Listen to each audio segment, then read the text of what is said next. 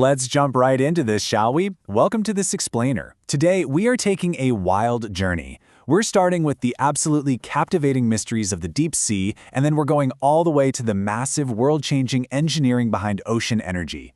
We're going to push the limits of human biology, we'll debunk some of that viral science fiction you've probably seen online, and then we'll look at the incredible thermodynamic machines that are, right now, actively turning our oceans into giant, renewable batteries. It's going to be a fun one. Here is our roadmap for today. We'll start off with deep ocean mysteries, then move on to unexplained sounds and structures. After that, we'll tackle the artificial gills myth, look into harnessing ocean thermal energy, check out some real-world ocean power, and finally, wrap things up with the future of ocean tech. Section 1. Deep Ocean Mysteries. To really understand how we can harness the ocean, we first have to appreciate just how wild and unexplored it actually is. Get this, scientists have literally mapped more of the moon's surface than our own ocean floor. I mean, think about that. We live on this beautiful blue planet where water covers more than 70% of the surface, yet over 80% of it remains completely uncharted territory. It is, without a doubt, Earth's ultimate final frontier. And honestly, the discoveries we're making down in the dark are just completely upending traditional marine biology. Just look at some of these recent finds. Over in the Black Sea Dead Zone, researchers stumbled upon perfectly preserved Roman and Byzantine ghost ships. Why? Because the water down there has absolutely zero oxygen, meaning the chemical reactions that normally rot wood just don't happen. It's literally a deep-sea time capsule. Then there are these subterranean hydrothermal cities. Scientists actually peeked beneath the volcanic vents on the seafloor crust and found entire underground ecosystems just teeming with worms and snails. Oh, and we can't forget the ghost octopus found at a bone-crushing depth of 4,000 meters on the Necker Ridge. It has no pigment, no ink sacs, it's likely an entirely new genus. And finally, my personal favorite, deep-sea brine pools. They're often called lakes of death because they are so insanely salty they kill almost anything that swims in. But they're home to extremophile bacteria that scientists think could give us clues about what life might look like on alien moons, like Europa. Section 2. Unexplained sounds and structures. Now, it is exactly these kinds of extreme, alien-like environments that really get our science fiction fantasies going, right? Take the famous Yonaguni Monument off the coast of Japan. We've got the romantic man-made theory on one hand.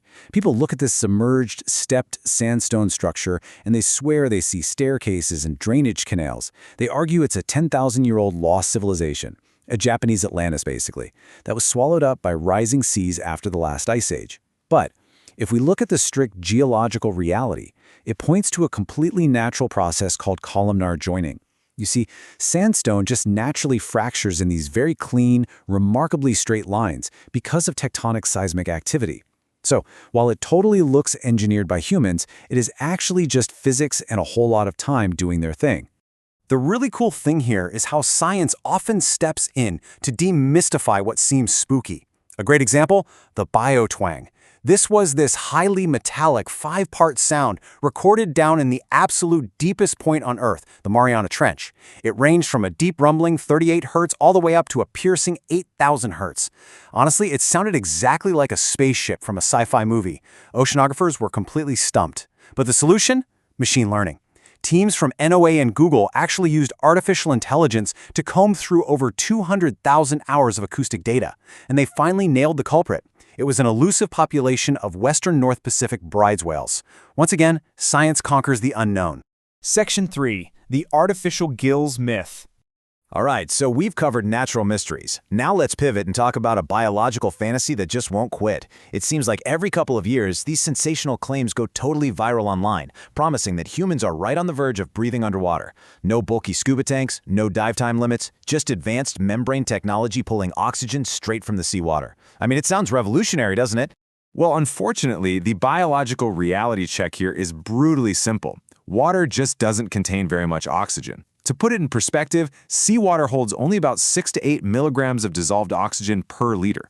Meanwhile, you, just sitting there resting, need roughly 250 milliliters of oxygen every single minute, and way more if you're swimming around or feeling stressed. So to actually get that much oxygen out of the water, you'd have to continuously pump thousands of liters of seawater through some tiny chest device every single minute. Fish pull this off because they have massive gill surface areas, constant blood flow, and really tiny metabolic demands. We simply don't. And hey, even if you could extract that oxygen, it wouldn't save you from decompression sickness anyway.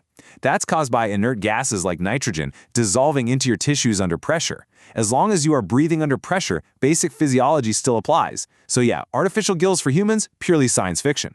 Section 4. Harnessing ocean thermal energy. So, if we can't biologically adapt to breathe the ocean, how do we conquer it? The answer is thermodynamic engineering. Enter OTEC, which stands for Ocean Thermal Energy Conversion.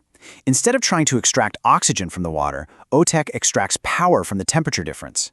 It completely takes advantage of the roughly 20 degrees Celsius gap between the warm seawater on the surface and the freezing cold seawater sitting 700 to 1,000 meters down. It effectively turns this vast, mysterious ocean into a massive, limitless thermal battery. Let's break down exactly how this logic works, step by step. Step 1. Warm seawater from the ocean surface is pumped in to heat up a working fluid, which then boils and creates a vapor. Step 2. This vapor rapidly expands, and that pressure drives a massive turbine, generating electricity. Simple enough, right?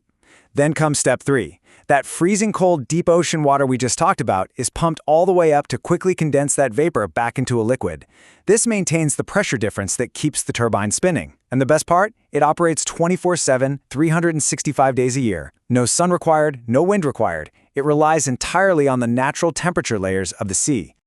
Section 5. Real-world ocean power.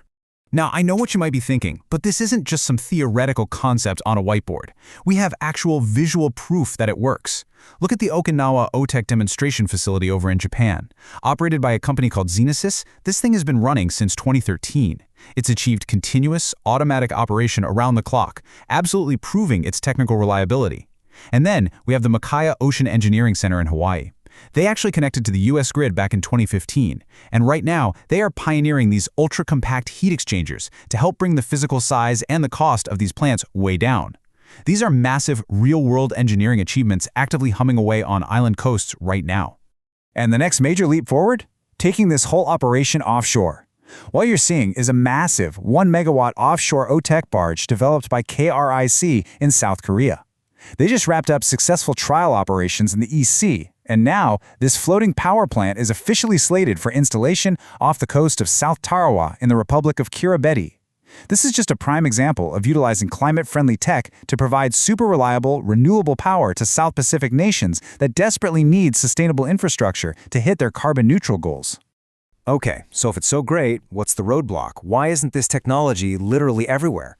Well, Benjamin Martin from Xenesis sums it up perfectly. He points out that the actual power generation side of OTEC is at a stage where it can totally compete with traditional methods. The catch? The capital expenses, the CapEx, are incredibly high upfront. Think about it. Pumping massive amounts of deep ocean water all the way to the surface requires immense, highly engineered, and very expensive pipes. Martin suggests that we really need to start treating this deep ocean water intake as a public infrastructure investment, kind of like building highways or a municipal water grid. Because once those pipes are actually in place, the fuel, the ocean's heat, is absolutely 100% free. Section 6. The Future of Ocean Tech. And here is where it gets really exciting. Once you build that deep water infrastructure for power, you suddenly unlock an entire ecosystem of secondary technologies. Because pumping thousands of gallons of 5 degrees Celsius water from the deep ocean isn't just good for spinning a turbine. You can actually route that ice-cold water directly into buildings for seawater air conditioning, or SWAC. Did you know Monaco installed its first SWAC system way back in 1963? And right now, Tahiti is using a 3.6-kilometer pipe to cool an entire massive hospital, which slashes the reliance on energy-sucking refrigeration. But wait, there's more. That deep water is incredibly nutrient-rich and completely free of surface pollutants. That makes it phenomenal for coastal aquaculture and hydroponics. We're talking about totally transforming local island economies with a completely integrated, sustainable resource. So, I want to leave you with this final thought. We have spent so much of human history looking at the deep ocean as this spooky, impenetrable mystery full of ghost ships or, spinning sci-fi fantasies about artificial gills just to conquer it biologically, but the real breakthrough has been right in front of us this whole time. Instead of trying to breathe the ocean, isn't it time we let the ocean breathe life into our power grids? Thank you so much for joining me on this explainer today. Keep questioning, keep learning, and I will see you next time.